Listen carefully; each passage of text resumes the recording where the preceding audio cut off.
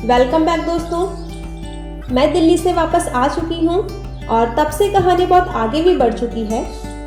आज मैं आपको अब तक की सारी स्टोरी बता दूंगी और आपको सरप्राइज भी दूंगी। गोली को यहाँ छोड़कर दिल्ली में दिन कैसे गुजरे मत पूछिए। कहते हैं दिल्ली दिल वालों की है, लेकिन मैं तो अपना दिल यहीं अपने गिलहरी के पास छोड़कर गई थी। मेरे लिए दिल्ली में रखा ही क्या था। खैर, जब मैं लौटी तो देखा कि रखा गया खाना गोली ने खाया भी है और फैलाया भी है। पहले कुछ दिनों तक गोली दिखाई ही नहीं दी और मुझे लगने लगा कि लगता है मेरी गैर हाजिरी में ये बच्चे को लेकर चली गई है। पूरे 4 दिन बाद गोली के दर्शन हुए तो मेरी खुशी का ठिकाना नहीं रहा। लगता है इतने दिन बाद मुझे देखकर जरा सावधान हो गई थी और इस वजह से छिपकर आती जाती थी। लेकिन अजीब बात थी कि बच्चा तो फिर भी नहीं दिखा। मैंने ये भी जानकारी जुटाई थी कि बच्चे तो 1 महीने घोंसले में ही रहते हैं और उनकी आंखें तक बंद रहती हैं। आंखें खुलने के लगभग 2 हफ्ते बाद वो पेड़ से नीचे उतरते हैं, पर इस हिसाब से तो बच्चों को ऊपर दिखना चाहिए था। इंतजार में मेरी बेचैनी बढ़ती जा रही थी। एक दिन मुझसे बर्दाश्त नहीं हुआ और जब गोली बाहर घूमने गई थी तो मैंने चोरी से उसके घोंसले को देखा। कहीं कुछ नहीं दिखा, कोई हलचल भी सुनाई नहीं दी। मैंने डिब्बे को आहिस्ता से हिलाया भी, बट कोई रिस्पॉन्स ही नहीं हुआ। मैं एकदम फ्रस्ट्रेट हो गई। मेरा दिमाग पूरी तरह खराब हो गया। मुझे गोली पर भी गुस्सा आया कि इसने मुझे धोखा दिया है। पहले भी इसे देखकर ये शक होता था कि इतनी दुबली पतली है, कहीं से प्रेग्नेंट लगती ही नहीं। क्या इसने ठंडक से बचने के लिए अपने लिए घोंसला बनाया था? अब तो मुझे ये भी शक होने लगा कि ये गोली है या गोला। मैं तो बस घोंसले का सोचकर इसे लड़की समझ बैठी थी। अगले दिन तक मैं समझ गई थी कि इसमें गोली की कोई गलती नहीं। उसने मुझसे तो कोई वायदा किया ही नहीं था। मैं ही उससे एक्सपेक्टेशन लगा रही हूँ।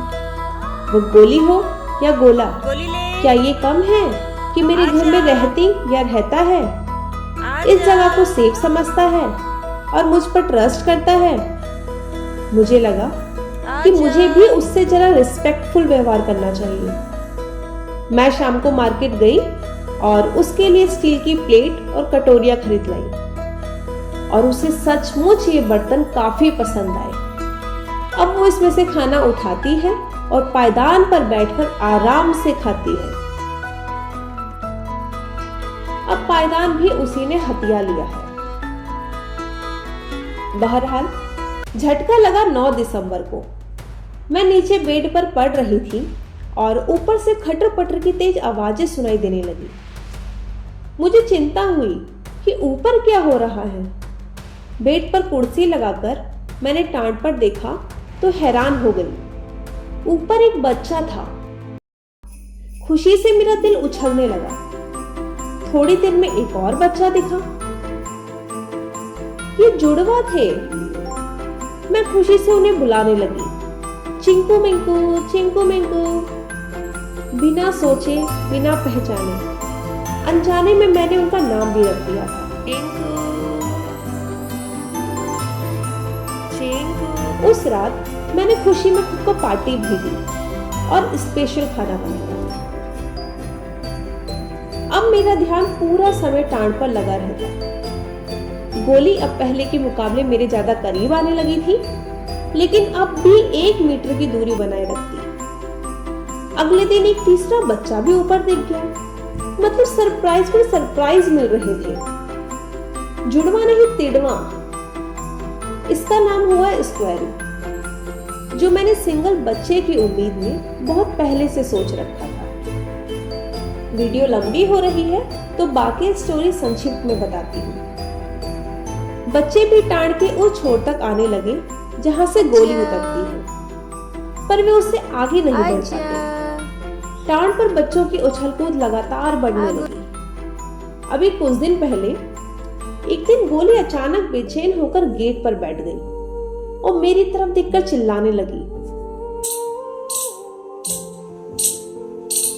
क्या हो गया इसको एकदम से? कुछ तो इसने देखा है। ऐसा उसने पहले कभी नहीं किया था। भागी है। असल में तो वो घर में कभी बोलती ही नहीं थी। गॉड, मैं उसे शांत करने की कोशिश करती रही, मेरे दोस्त भी चिल्लाने लगे बाहर से। क्या क्या मैसेज देने की कोशिश कर रही है? पर वह करीब 1.5 घंटे तक वहीं बैठकर चिल्लाती रही। मैंने बहुत दिमाग लगाया कि क्या वजह हो सकती है। क्या इसे अपने बच्चों को लेकर मुझसे डर लग रहा है, या बच्चे किसी परेशानी में हैं, और क्या ये मुझसे मदद मांग रही है। आखिर में मैंने अंदाजा लगाया कि बच्चे बड़े हो गए हैं और शायद ये परेशान हो कि बच्चे उतर कैसे पाएंगे।